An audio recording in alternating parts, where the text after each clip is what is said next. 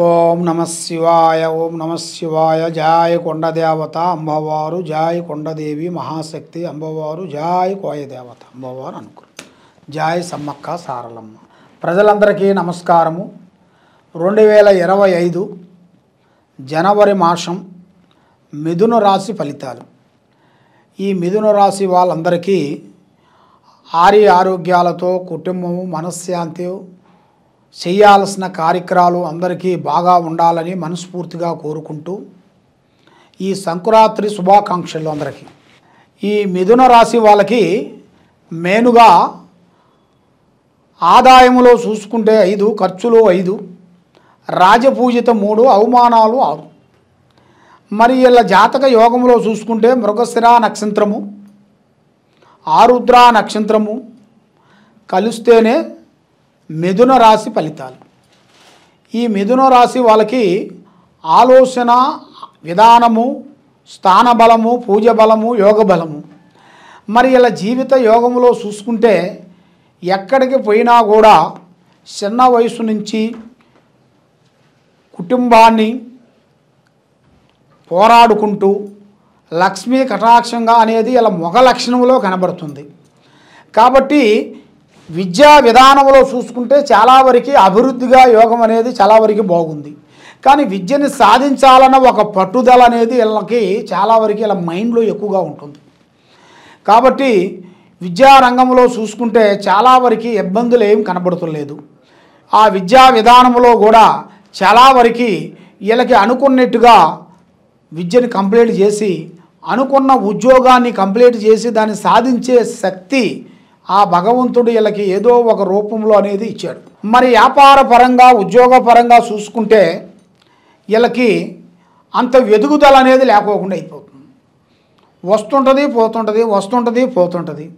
చూసే వాళ్ళ వరకు వీళ్ళ మొగ లక్షణంలో చూసే వాళ్ళ వరకు కళకళాకర్షణ అనేది కనబడుతుంటుంది. అంటే ముఖంలో ఒక తేజస్, అంటే రావు కళ, యోగ కళ, నక్షత్ర కళ, అలాంటి కళలు అనేది ఇలా మొగ లక్షణంలో కొన్ని కనబడుతుంటాయి. మరి ఇలా మొగ లక్షణంలో ఉండాల్సిన కళ తేజస్ ప్రకారంగా చూసుకుంటే లేకపోయినా కూడా ఎప్పుడు చూసినా కూడా సంతోషంగా హ్యాపీగా కనబడుతుంటారు. కాబట్టి ఇలా ముఖంలో ఉండాల్సిన కళ ఇలా చేతిలో ఉండదు. అది ఎందువల్ల? మరి ఇలా చేతిలో అనేది డబ్బు అనేది ఎక్కువగా నిలబడదు, వస్తుంటుంది పోతుంటుంది, వస్తుంటుంది పోతుంటుంది. మరి మెయిన్గా వీళ్ళకి ఆరోగ్యపరంగా కొంచెం సమస్యలు కొన్ని కనబడుతున్నాయి. హెల్త్ పరంగా ఈ సంవత్సరంలో కొన్ని సమస్యలు కొన్ని ఎదురైనట్టు కనబడుతున్నాయి. దాంతోపాటు కొంత పోలీస్ స్టేషన్లు కానీ, దాంతోపాటు కొంచెం సికాకులు కొన్ని పడాల్సిన సమస్యలు కొన్ని ఎదురయ్యేట్టుగా పూజా బలంలో కనబడుతుంది. మరి ఈ సమస్యలు, ఈ కోర్టు సమస్యలు, ఈ పోలీస్ స్టేషన్ సమస్యలు, భార్యాభర్తల సమస్యలు మీకు చాలా వరకు వచ్చే యోగం అనేది కనబడుతుంది. ఈ జనవరి మాసంలో మీకు చాలా వరకు చాలా జాగ్రత్తలు తీసుకోవాలి. మీరు ఏ కార్యక్రమం చేసినా, ఏ పని చేసినా కూడా తొందరపాటు వల్ల మీకు తొందర వల్ల మీకు ఎన్నో సమస్యలు రావచ్చు.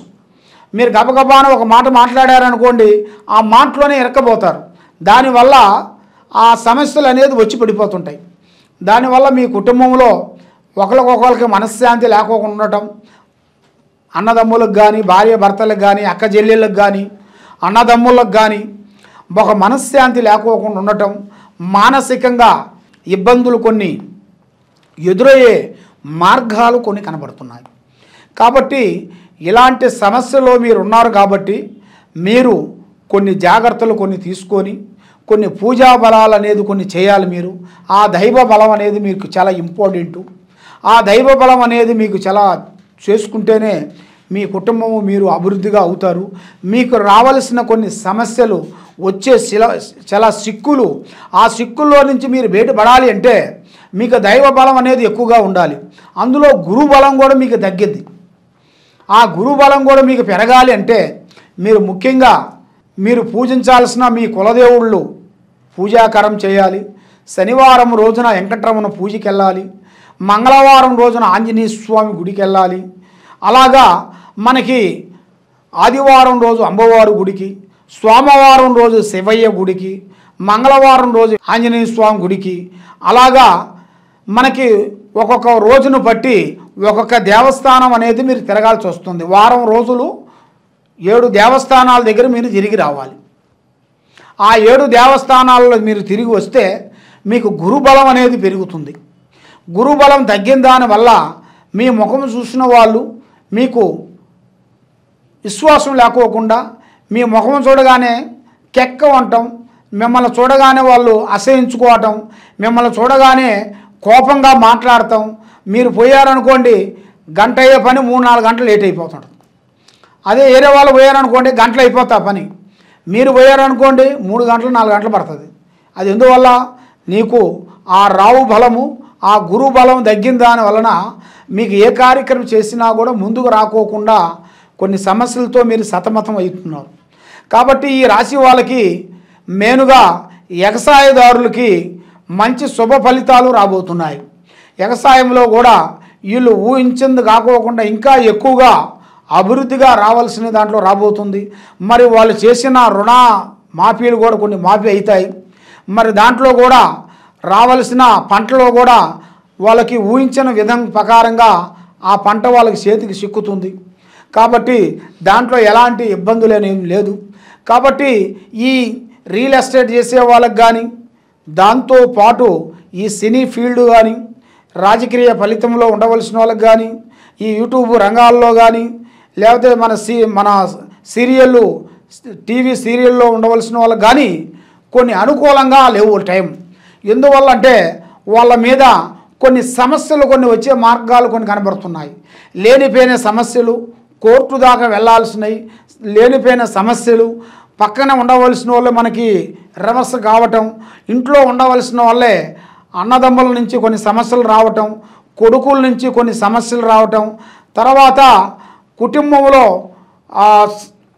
భూమి సమస్యలు కొన్ని రావటం, మరి ఇంట్లో ఉండాల్సిన ఆస్తి గొడవల వల్ల రోడ్డు మీదకి రావటం, ఇలాంటి కొన్ని సమస్యలు కొన్ని రాబోతున్నాయి. కాబట్టి మనం నిన్నగాక మనం చూస్తూనే ఉన్నాం. మనం ఎందుకంటే మనకి మోహన్ బాబు గారు పెద్ద హీరో గారు, అలాంటి పెద్దరాయుడు కుటుంబం లాంటి వాళ్ళు కూడా ఇలాంటి అవకతవకలు అనేది వచ్చేసినాయి. అది ఎందువల్ల అంటే అది టైం బాగోలేనప్పుడు మన మీద ఉండాల్సింది పామై కడిచిద్దంట, గుడ్డ పామై మన మీద కడిచిద్దంట. ఎందువల్ల అంటే మన టైం బాగోలేనప్పుడు అరటిపండు తిన్నా కూడా పండు రాలిపోతుంది. అది ఆ విధంగా కొన్ని జరుగుతుంటాయి.